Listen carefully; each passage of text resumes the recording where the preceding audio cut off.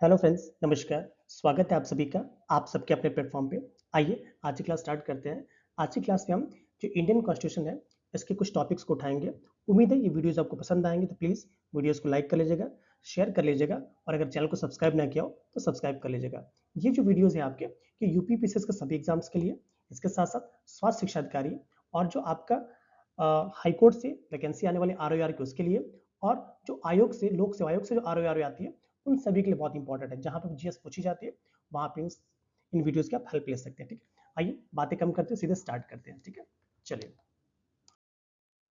भारत के नियंत्रक एवं महालेखा परीक्षक, जिन्हें हम कैग कहते हैं, की नियुक्ति भारतीय संविधान के किस अनुच्छेद के अंतर्गत होती है? A article 146, B article 148, C article 149 और डी आर्टिकल 150।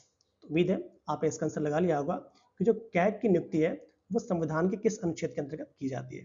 आइए इसका आंसर देखते हैं। इसका सही आंसर हमारा क्या हो जाएगा? ऑप्शन बी, क्योंकि आप जानते हैं जो कैग है इनकी नियुक्ति जो आर्टिकल 148 के माध्यम से की जाती है और इसी में इनके नियुक्ति का प्रावधान है।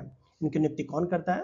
तो राष्ट्रपति जी के द्वारा इनकी नियुक्ति की जाती है। इनका कार्यकाल क्या है? तो बताएंगे सर 6 वर्ष या 65 वर्ष, जो भी पहले हो वह इनका कार्यकाल होता है। हटाने की प्रक्रिया क्या है? जो सुप्रीम कोर्ट के न्यायाधीश होते हैं अर्थात महाभियोग की प्रक्रिया के द्वारा इनको हटाया जा सकता है। कैग को और क्या कहते हैं?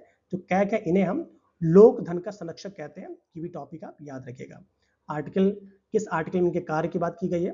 तो बताएंगे सर आर्टिकल 149 से 151 है। इसमें जो कैग है इनके कार्य, शक्तियों और रिपोर्टों का प्रावधान है।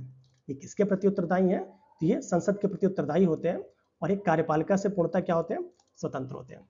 आइए अगला क्वेश्चन देखते हैं। भारत का राष्ट्रपति किस अनुच्छेद के तहत राष्ट्रीय आपातकाल की घोषणा कर सकता है? A article 352, B article 247, C article 246 और डी आर्टिकल 292। तो आपको बताना है राष्ट्रपति जी किस आर्टिकल के थ्रू राष्ट्रीय आपातकाल की घोषणा कर सकते हैं। उम्मीद है आपने इसका आंसर लगा लिया होगा। तो इसका सही आंसर हमारा क्या हो जाएगा? ऑप्शन ए, क्योंकि आप जानते हैं अनुच्छेद 352 के तहत ही जो राष्ट्रपति जी हैं वो राष्ट्रीय आपातकाल लगाते हैं।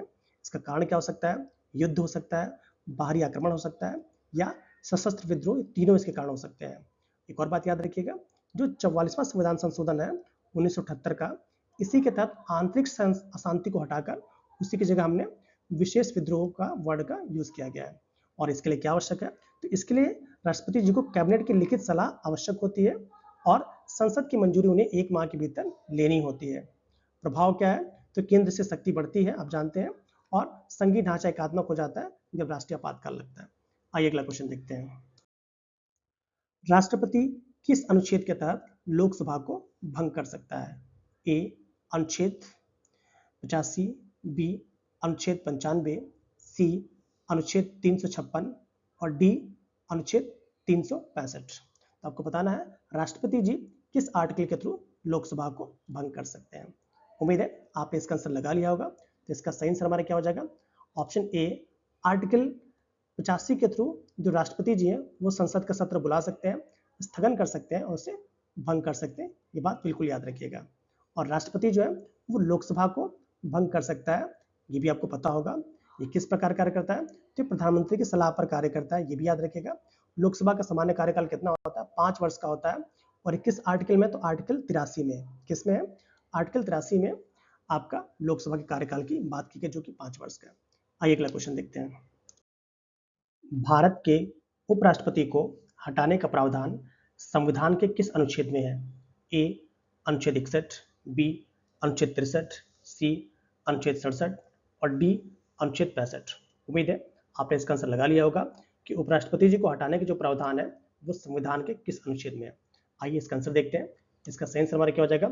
ऑप्शन सी, क्योंकि आप जानते हैं उपराष्ट्रपति जी को हटाने का जो प्रावधान है वो संविधान के आर्टिकल 67 बी में है और यह केवल प्रस्ताव जो है वो केवल राज्यसभा में लाया जा सकता है और लोकसभा द्वारा क्या हो सकता है? केवल इसका अनुमोदन करना आवश्यक होता है। और ऐसा प्रावधान लाने से पहले कम से कम 14 दिन का उन्हें नोटिस दिया जाता है। ठीक है, आइए अगला क्वेश्चन देखते हैं। भारतीय संविधान के कौन से अनुच्छेद भारतीय नागरिकता से संबंधित है? ए अनुच्छेद 330 से 337, बी अनुच्छेद 1 से 4, सी अनुच्छेद 5 से 11 और डी अनुच्छेद 1 से 5। तो आपको बताना है भारतीय नागरिकता से संबंधित जो अनुच्छेद है वो किस आर्टिकल में है। आइए तो इसका सही आंसर देखते हैं। इसका सही आंसर हमारा क्या हो जाएगा, ऑप्शन सी, क्योंकि आप जानते हैं जो आर्टिकल 5 से 11 है ये आपका भारतीय संविधान के नागरिकता टॉपिक से संबंधित है। तो इसका आंसर क्या लगाएंगे आप, ऑप्शन सी बिल्कुल सही है। भाग पूछता तो बताते हैं आप किस भाग में, तो ये आपका भाग 2 में पड़ता है, ये भी याद रखिएगा। और नागरिकता अधिनियम जो है 1955 द्वारा ये इसका विस्तृत नियम बनाया गया है। आइए अगला क्वेश्चन देखते हैं। भारतीय संविधान का कौन सा अनुच्छेद धन विधेयक की परिभाषा देता है। A article 110, B article 121, C article 56 और डी आर्टिकल 72। उम्मीद है आपने आंसर लगा लिया होगा कि धन विधेयक की परिभाषा कौन देता है या कौन सा अनुच्छेद देता है। इसका सही आंसर हमारा क्या हो जाएगा, ऑप्शन ए, क्योंकि आप जानते हैं धन विधेयक को जिसे मनी बिल कहते हैं, इसकी परिभाषा जो है ये आपका आर्टिकल 110 में है और यह केवल लोकसभा में प्रस्तुत किया जा सकता है। राज्यसभा केवल इसमें अपना सुझाव दे सकती है, वो भी क्या 14 दिन के अंदर। और लोकसभा अध्यक्ष का निर्णय जो होता है वो अंतिम निर्णय होता है। हाँ, राष्ट्रपति की जो पूर्व अनुशंसा होती है वो इसके लिए आवश्यक होती है। आइए अगला क्वेश्चन देखते हैं। भारतीय संविधान के अनुच्छेद 36 से 51 किससे संबंधित है। ए नीति निषेध तत्व, बी मूल कर्तव्य, सी मौलिक अधिकार और डी संघ कार्यपालिका। उम्मीद है आपने इसका आंसर लगा लिया होगा कि भारतीय संविधान का जो अनुच्छेद 36 से 51 है वो किससे संबंधित है। इसका सही आंसर हमारा क्या हो जाएगा, ऑप्शन ए, क्योंकि आप जानते हैं जो आपका भाग 4 है इसमें आपका नीति निषेध तत्वों की बात की जाती है, जो कि आपका अनुच्छेद 36 से लेकर 51 तक की बात करते हैं, जिसमें हम सामाजिक, आर्थिक और राजनीतिक न्याय का भी लक्ष्य रखते हैं। और हाँ, ये न्यायालय द्वारा बाध्यकारी नहीं है, ये भी आपको पता होगा। आइए अगला क्वेश्चन देखते हैं। संघ लोक सेवा आयोग जिसे हम यूपीएससी कहते हैं किस अनुच्छेद के तहत स्थापित है। ए अनुच्छेद 122, बी अनुच्छेद 178, सी अनुच्छेद 315 और डी अनुच्छेद 300। आपको बताना है कि यूपीएससी है वो किस अनुच्छेद के तहत स्थापित किया गया है। उम्मीद है आपने इसका आंसर लगा लिया होगा। तो इसका सही आंसर हमारा क्या हो जाएगा, ऑप्शन सी, क्योंकि आप जानते हैं यूपीएससी को जो अनुच्छेद 315 के तहत स्थापित किया गया है और यूपीएससी संबंधित जो अनुच्छेद है वो कहाँ से है, तो 315 से लेके 323 तक किसमें आते हैं, ये आपका संघ लोक सेवा आयोग की बात करते हैं। और इसका कार्य, भर्ती, सलाह, ये सब इस पर याद रखिए। हाँ, यूपीएससी एक संवैधानिक संस्था है, ये भी आपको पता होगा, क्योंकि भाई जब आर्टिकल दे दिया गया तो क्या है, संवैधानिक निकाय है। अगला क्वेश्चन देखते हैं। भारत कल्याणकारी राज्य है, यह किस अनुच्छेद से स्पष्ट होता है। A article 38, B article 50, C article 362 और डी आर्टिकल 344। तो आपको बताना है भारत एक कल्याणकारी राज्य है, ये किस अनुच्छेद से स्पष्ट होता है। उम्मीद है आपने इसका आंसर लगा लिया होगा। तो इसका सही आंसर हमारा क्या हो जाएगा, ऑप्शन ए, क्योंकि अनुच्छेद 38 क्या कहता है, ये एक सामाजिक, आर्थिक और राजनीतिक न्याय की बात करता है, जो कि राज्य को कल्याणकारी बनाने का एक निर्देश देता है। और ये क्या करता है, ये असमानताओं को कम करने की बात करता है और ये डीपीएससी का क्या है, मुख्य उद्देश्य है। आइए अगला क्वेश्चन देखते हैं। भारतीय संविधान का कौन सा अनुच्छेद प्रत्येक उच्च न्यायालय को रिट जारी करने की शक्ति देता है। A article 214, B article 227, C article 229 और डी आर्टिकल 226।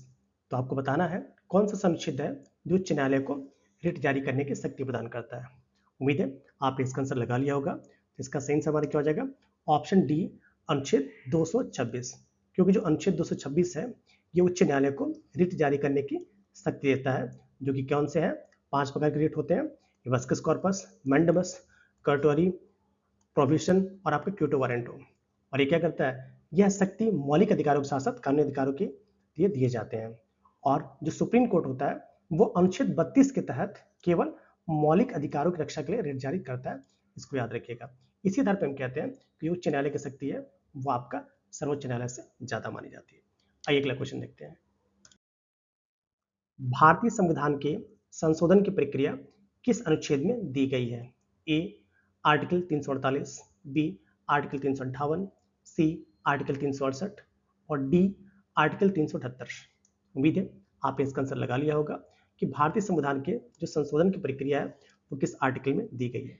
इसका सही आंसर क्या हो जाएगा हमारा ऑप्शन सी आर्टिकल 368, क्योंकि जो संविधान संशोधन की प्रक्रिया है किस आर्टिकल में, आर्टिकल 368 में है। और आप जानते हैं हमारे यहाँ संविधान संशोधन के लिए 3 प्रकार का तरीका है, एक हमारा साधारण बहुमत, विशेष बहुमत और विशेष प्लस राज्यों की सहमति के आधार पर।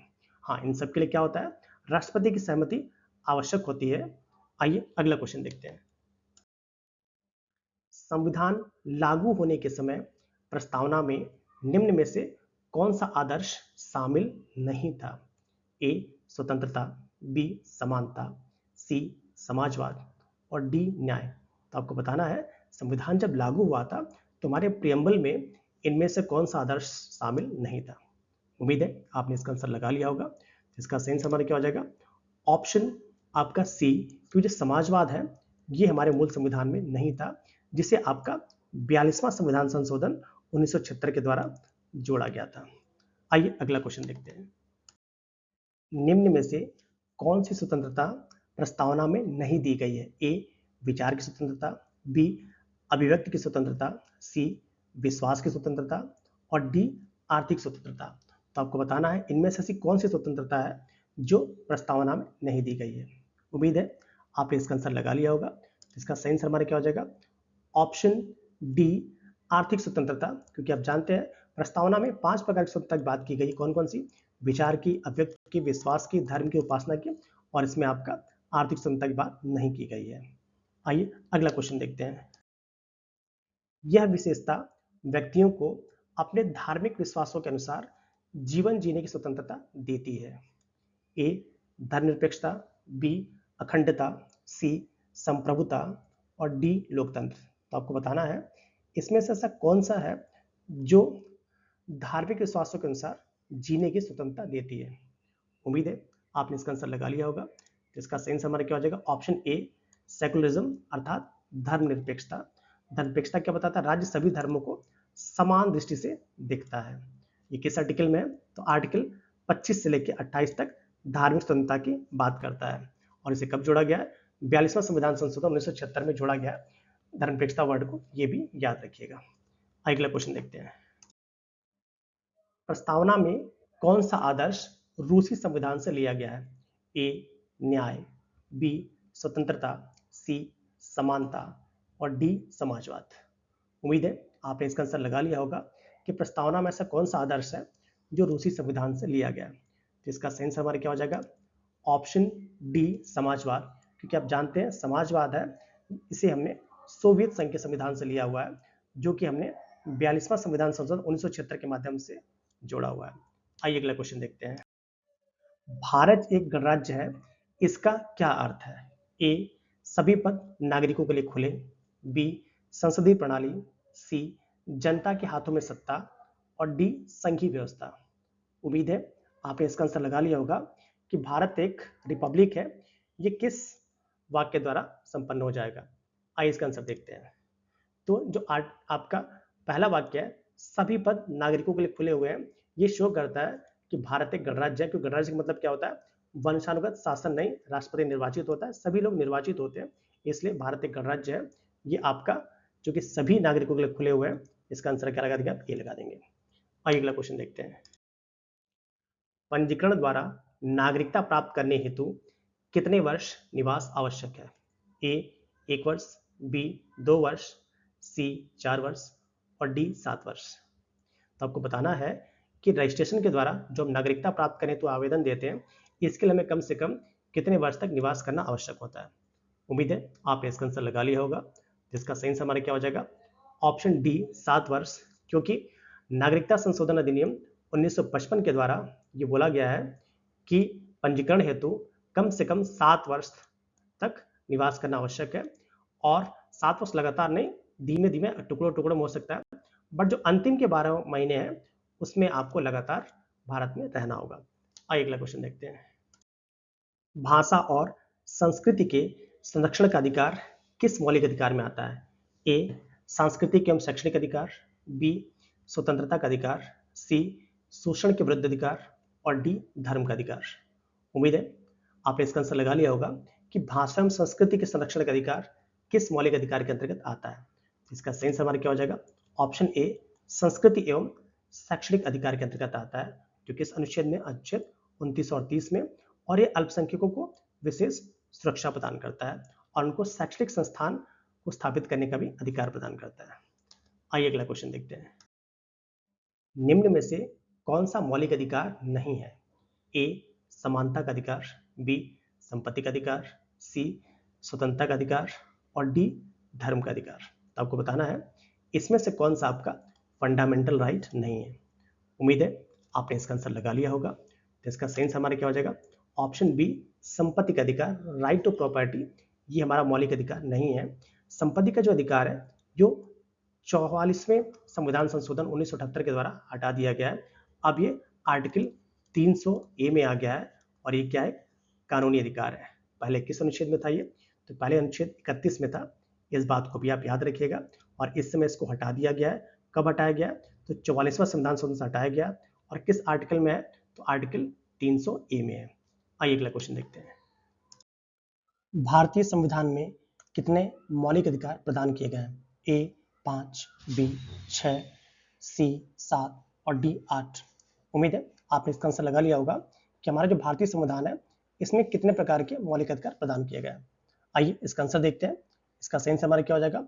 ऑप्शन बी 6, क्योंकि आप जानते हैं हमारा जो संविधान है इसमें हम 6 प्रकार के मौलिक अधिकारों की बात करते हैं। हाँ, जब संविधान प्रारंभ करने की बात करें, जब लिखा गया था उसमें यहाँ पे 7 प्रकार के मौलिक अधिकार थे। बट जो आर्टिकल 31 है इसके थ्रू जो संपत्ति का अधिकार है इसको हमने 44वां संविधान संशोधन 1978 के द्वारा हटा दिया है। इस समय जो आपका संपत्ति का अधिकार है ये आपका अनुच्छेद 300A के तहत क्या है? कानूनी अधिकार है, ये भी याद रखिएगा। आइए अगला क्वेश्चन देखते हैं।